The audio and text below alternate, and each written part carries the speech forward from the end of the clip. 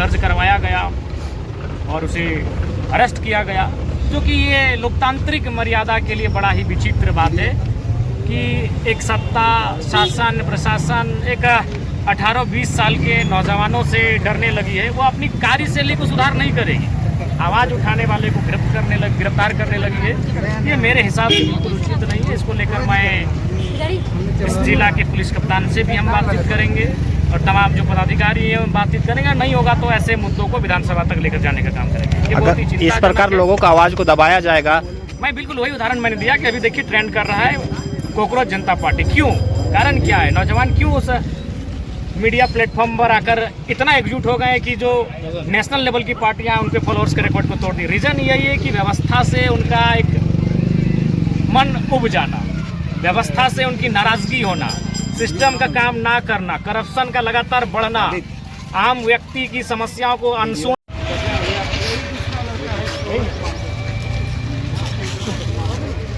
भैया थोड़ा बोल दीजिए। ये लड़का है ऊपर भी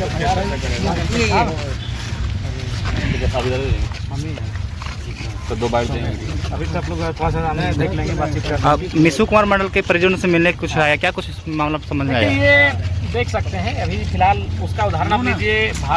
भारत देश में डिजिटल मीडिया पे प्लेटफॉर्म में, सोशल मीडिया प्लेटफॉर्म में एक नया कह सकते हैं मूवमेंट आया है, कॉकरोच जनता पार्टी। यानी वो क्यों आया? वो युवा रातों रात कैसे एकत्रित हुए सोशल मीडिया के प्लेटफॉर्म पर? एक क्रांति टाइप का लग रहा है। रीज़न यही है कि व्यवस्था का काम ना करना, व्यवस्था से लोगों का काम ना बनना, तो ये एक मुख्य कारण रहा। तो जिस नौजवान की बात हो रही है उसे मैं जानता हूँ, तो कई बार हमसे मिलने आया और वो लगातार अपने सोशल मीडिया के माध्यम से, अपने इस मोबाइल के माध्यम से फ्रीडम ऑफ स्पीच आर्टिकल 19 के माध्यम से वह सरकारी दफ्तरों में जो करप्शन है, लोगों का काम सुना नहीं जाता है, लोगों की परेशानियां हैं, हुक्मरान मौन रहते हैं, हुक्मरान चुप रहते हैं, उस पर वो लड़का आवाज़ उठाता था। और प्रशासन संभवतः मौके की तलाश में थी कि कभी कोई ऐसा मौका मिले कि उसे उसमें रपट दिया जाएगा। और वही हुआ, एक घटना घटी, एक शायद एक हत्या हुई, परिजन वहाँ धरना दिए, आंदोलन कर रहे थे। तो उसी में प्रशासन ने कहा कि जो लोग आंदोलन कर रहे थे उनके माध्यम से कोई प्रतिक्रिया हुई, और उस प्रतिक्रिया में इस मिशु मंडल का समेत कुछ लड़कों का नाम ना करना। अभी मान के चलिए हम लोग गिरिडीह में हैं, कुछ दिन पूर्व माननीय मंत्री जी पर को किसी ने चैलेंज किया था, जो मेरे हिसाब से भी गलत बात है। वो राज्य के सम्मानित मंत्री हैं, निसंदेह कार्रवाई होनी चाहिए थी, और 8 घंटे में पुलिस ने कार्रवाई किया। लेकिन अभी एक बहन देखिए, उसकी हत्या हो गई है, पायल कुमारी नाम है, और हत्या के कई दिन बीतने के बाद भी जो आरोपी हैं वो गिरफ्त से बाहर है। तो ये चीज़ें क्या कह रही हैं कि यदि आप विशेष व्यक्ति नहीं हैं तो इस राज्य की, इस देश की व्यवस्थाएं आपकी सहायता करने में असमर्थ हैं। यदि आप सामान्य हैं, कामगार परिवार से हैं, आप एक मिडिल क्लास फैमिली से ताल्लुक़ रखते हैं, एक सामान्य घर से ताल्लुक़ रखते हैं, तो ये व्यवस्था आप पर इंटरेस्ट नहीं लेगी। वही है।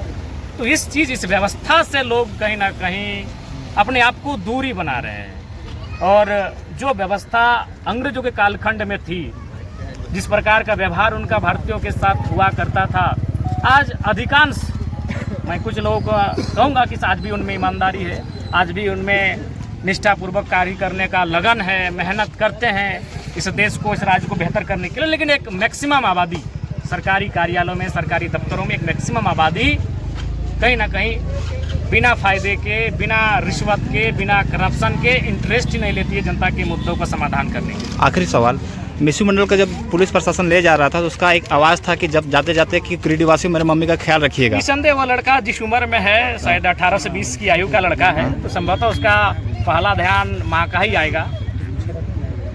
और माँ सबके लिए विशिष्ट होती है, माँ होती है। तो निसंदेह गिरिडीहवासी निसंदेह उनकी माँ का ख्याल रखेंगे। जलकिन परिवार, वह नौजवान, वह लड़का चोरी डकैती के काम में नहीं गया है, वो बस इसलिए प्रशासन के हत्थे चढ़ा कि उसने प्रशासन के खिलाफ जाकर आवाज़ उठाया था। प्रशासन ने जहां गलत किया था, प्रशासन के खिलाफ नहीं, प्रशासन की गलत नीतियों के खिलाफ, सरकार के कर्मचारियों की गलत व्यवहार के खिलाफ उसने आवाज़ उठाने का काम किया था। और वो भारत का हर एक व्यक्ति के लिए भारत का संविधान उसे एक मौलिक अधिकार के तौर पर देता है, फ्रीडम ऑफ स्पीच के तौर पर देता है। तो मेरे हिसाब से आवाज़ उठाना इस लोकतांत्रिक देश का मर्यादा है, लोकतांत्रिक देश का राइट बनता है एक व्यक्ति के लिए। तो ऐसे में ये बिल्कुल दुखद समाचार है। और गिरिडीह वासियों को जो नौजवान ने अपील किया है, हम लोग भी उसकी माँ, उसके परिजनों का हम लोग ख्याल रखेंगे और निसंदेह एक परिवार के सदस्य बनकर उस परिवार के साथ खड़े रहेंगे।